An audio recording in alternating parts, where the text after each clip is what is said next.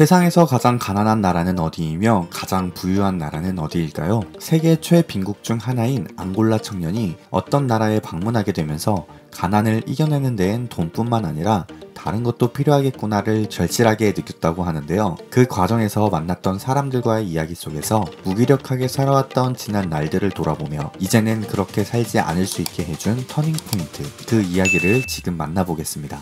안녕하세요. 저는 앙골라에서 태어나고 자란 청년입니다. 앙골라에 대해서 들어보셨나요? 아프리카 남서부에 있는 나라로 가까이에 콩고민주공화국과 잠비아 그리고 나미지아가 있는 나라예요. 사실 저희 나라는 전 세계 안에서 못 사는 나라 중 하나인데요.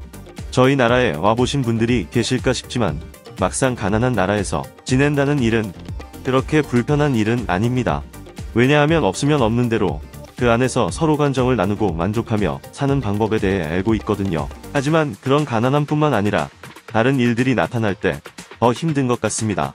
그냥 가난하기만 했다면 그저 가족과 이웃 간에 적당히 누리며 지내면 될 텐데요. 사실 저희 나라는 그렇게 조용한 나라는 아니었거든요. 하루가 멀다 하고 쉽게 들리는 총소리들, 어린아이들도 연세 많으신 어르신분들도 자주 듣는 총소리임에도 불구하고 늘 심장이 철렁합니다. 저 또한 마찬가지로 건장한 체격을 갖고 있음에도 총소리는 언제 들어도 참 무서운 소리예요. 언제쯤 조용할 수 있을까 라는 상상을 하며 지내지만 막상 조용해지더라도 그 순간이 완전히 편안하진 않은 것 같아요. 무의식 중에 이 나라는 안전하지 못한 나라라는 생각을 하고 있기 때문이지 않을까 싶은데요. 끝없는 총소리와 계속되는 내전들로 동네가 심란했어요. 2002년도 평화협정이 체결되기 전까지 내전은 정말 수십 년간 이어져 왔다고 해요. 다른 나라에서 태어났다면 꿈은 달랐을까라는 이야기도 나누며 태생을 바꾸긴 어렵더라도 그냥 한 번쯤은 다른 나라에 가서 살고 싶다라는 꿈같은 상상을 하기도 했네요. 그러던 어느 날 동생이 동네에서 새로운 사람을 보게 되었는데 외국인이고 자꾸 너무 과하게 친절을 베푸는데 수상하다고 이야기를 했어요. 도대체 그 사람이 누구길래 그러는 걸까 궁금한 마음에 동생을 따라서 그 사람을 만나서 가보았죠. 그랬더니 정말 인자한 얼굴을 한 동양인 아저씨가 한 명 보였어요. 동생의 얼굴을 기억한 건지 너무 반갑게 인사를 하더라고요. 그때부터 한두 번씩 만나기 시작했고 그분은 알고 보니 저 멀리 한국이라는 나라에서 온 선교사님이셨습니다. 한국인 선교사님은 여러가지 이야기를 많이 해주셨어요. 그 이야기들을 들으며 그저 불행하기만 했던 저희들은 일상 안에서 소소한 행복과 감사를 발견할 수 있게 되었지요.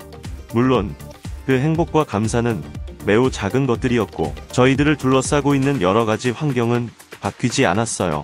그래도 그런 마음을 갖게 도와주신 선교사님께 참 감사했는데요. 저희들의 힘든 이야기도 잘 들어주시던 선교사님께 어느 날은 궁금증이 생기더라고요. 어쩌면 저 선교사님이 태어난 나라는 안전하고 경제적으로도 풍요로워서 그런 태생의 차이가 있기에 행복과 감사를 갖고 태어난 건 아닐까 싶은 생각이 들었죠. 그래서 선교사님께 선교사님이 태어나고 살아온 한국이라는 나라는 어떤 곳인지 여쭤보기 시작했어요. 인자한 웃음으로 한국이라는 나라를 궁금해해준 저를 귀엽게 보시더라고요. 일단 한국이라는 나라가 안전한 건 맞다고 말씀하셨어요. 그리고 사람들이 서로 간 배려가 깊고 서로를 돕기 위해 애쓴다고 하셨죠. 총소리가 들렸던 어느 시기도 있었지만 지금은 언제 그랬냐는 듯이 총소리와 거리가 멀고 사람들의 문화 수준 또한 상상 초월할 정도로 많이 올라와 있다고 하셨어요. 한국도 앙골라와 마찬가지로 경제적으로 그리고 그런 전쟁 속에서 어렵고 힘든 시간들이 존재했었지만 그런 과정들을 잘 견뎌냈다고 이야기를 해주셨어요. 견뎌내고 이겨내는 그 시간들이 참 쉽지 않았지만 한국이라는 나라가 갖고 있는 민족의식도 꽤나 힘이 되었다고 하셨죠. 언젠가 기회가 된다면 한국에 꼭 한번 오라고 하셨어요. 물론 본인은 당분간 앙골라에 있을 거고 그 이후 선교 일정들이 있어서 한국에 정확하게 언제 갈지는 정하지 않았지만 오게 되면 한국에서의 모든 일정은 본인이 돕겠다고 하셨어요. 그 말에 괜히 지금 당장 한국에 도착한 것처럼 설레고 감사했네요. 몇 개월 뒤 갑작스레 선교사님께서 제안을 하셨어요. 본인은 3개월 정도 다른 나라에 있다가 한국에 들어갈 예정인데 그 기간 동안 한국에 들어가서 아프리카 선교 활동에 대해 홍보해줄 사람이 필요하다고 하시더라고요. 그러면서 괜찮다면 한국에 잠깐 들어가 그 일을 도와줄 수 있겠냐고 하셨죠. 저는 솔직히 그 제안이 반가우면서도 두렵기도 했어요. 한국어는 선교사님에게 드문드문 배웠지만 언어적으로나 문화적으로 한국이라는 나라가 심적으로만 가깝지 실제로 경험해 본 적이 없었기 때문이죠. 한 번쯤 꼭 가보고 싶은 나라지만 모르는 게 훨씬 더 많길래 어떤 걸 준비해야 하는지 알 수도 없고 두려운 마음이 컸던 것 같아요. 2주 동안 고민을 해보겠다고 말씀을 드렸고 그 기간 동안 가족들과 주변 친구들에게 이야기를 전하며 고민을 나누었어요. 가족들과 친구들은 모두 지금이 기회이니 한국에 한번 다녀와봐라 라고 권하더라고요. 그래서 기회가 왔을 때 잡아야겠다라고 생각이 들었고 2주가 채워지기 전 선교사님께 한국에 들어가 보겠다고 이야기를 전했죠. 그렇게 저는 한국에 들어가게 되었습니다. 한국행 비행기를 탔고 몇 시간이 지나 한국 공항에 도착했다고 이야기를 들었어요. 떨리는 마음으로 내릴 준비를 했죠. 그리고 정말 한국 땅을 밟게 되었습니다. 한국 공항은 제 인생에서 충격적인 장면이었어요.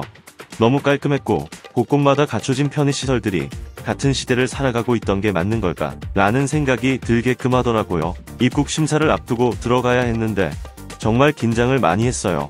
보안 시스템과 보안 관련 직원들이 앞에 우르르 있는 모습이 너무 떨렸는데요.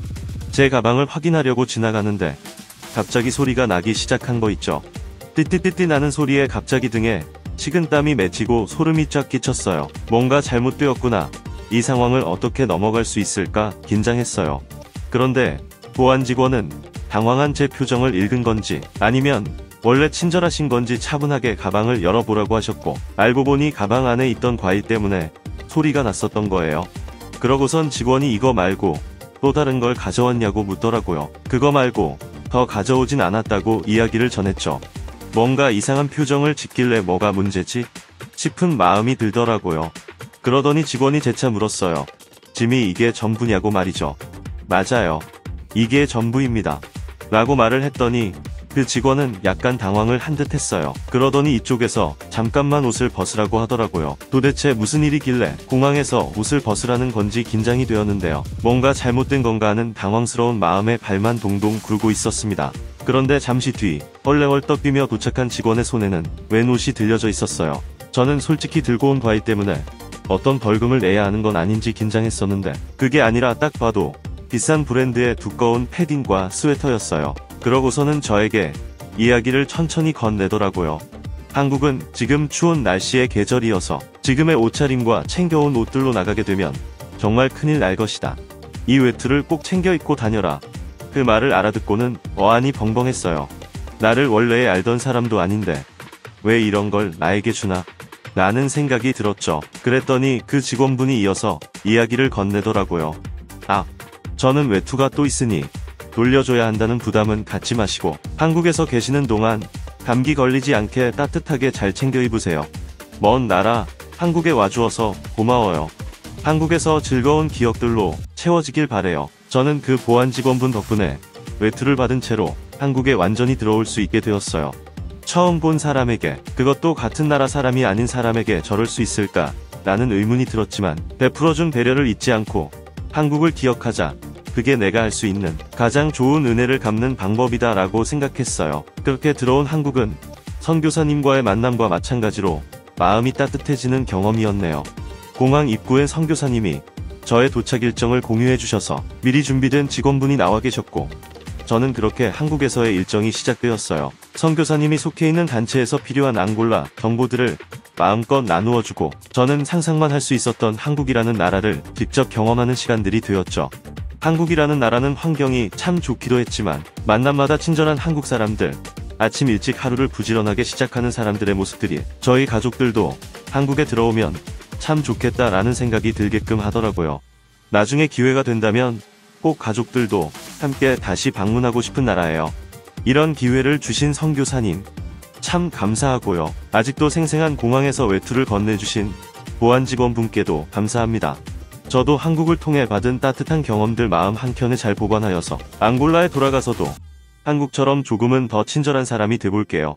감사합니다. 해외 반응 살펴보겠습니다. 이 이야기 나 들었던 적 있는데 한국 들어오는 보안대에서 과일 걸렸다가 벌금 무는 줄 알았는데 그게 아니라 외투를 건네줘서 감동받았다는 사연 주인공이 여기 있었네요. 한국까지 오기가 쉽지 않았을 텐데 결심을 하고 온 마음도 참 대단한 것 같아요. 아무리 그래도 밖이 춥다고 본인의 외투를 가져와서 건넨다는 게 쉬운 일은 아닌데 한국 사람들의 친절은 상상을 초월하는구나. 만약 그 외투를 중국 공항에서 받았다면 의심부터 했을 수도 있을 것 같은데 한국이어서 의심 없이 감사한 마음으로 받을 수 있었을 것 같다. 한국은 갈 때마다 또 가보고 싶은 나라. 그런데 저런 일까지 겪었다면 한국은 더더 오고 싶은 나라가 되지 않을까 싶음.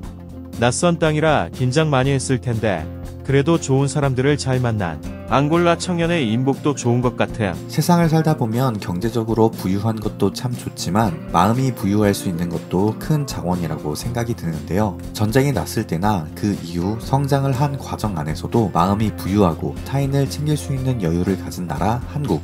그런 한국이 있기에 한국을 방문하는 많은 사람들도 마음이 넉넉해지는 경험을 할 수 있는 건 아닐까 싶습니다. 세상을 보는 눈, 저 또한 넉넉한 마음으로 세계 곳곳의 따뜻한 소식들을 여러분들에게 전해드리도록 하겠습니다. 좋아요와 구독은 저희 모두에게 큰 힘이 됩니다. 감사합니다.